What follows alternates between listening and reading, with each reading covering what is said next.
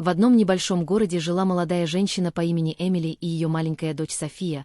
Девочке было всего 4 года, и она была для матери всем. После тяжелого развода они остались вдвоем. И именно тогда в их жизни появился пес по кличке Бруно. Его взяли из приюта, он был уже взрослым, с потускневшими глазами и следами старых ран. Сотрудники говорили, что его часто возвращали обратно, потому что он был слишком тихим и почти не играл. Но когда София впервые подошла к нему, Бруно вдруг ожил.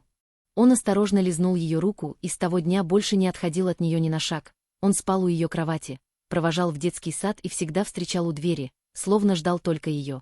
И даже когда девочка болела, он лежал рядом, не двигаясь, будто боялся пропустить момент, когда она откроет глаза. Время шло, и однажды холодным осенним вечером, когда листья уже почти опали, Эмили ненадолго вышла во двор, чтобы занести вещи. София играла рядом, а Бруно, как всегда, был рядом с ней. Все было спокойно, пока за угла не выехала машина. Водитель не справился с управлением на мокрой дороге, машина резко занесло прямо в сторону двора. Все произошло за секунды. София даже не успела понять, что происходит. И в этот момент Бруно сорвался с места, он толкнул девочку изо всех сил в сторону. Сам оказавшись на ее месте, раздался глухой удар, крик, и все стихло, когда Эмили обернулась. Она увидела, как ее дочь лежит в стороне, целая, но испуганная, а рядом Бруно.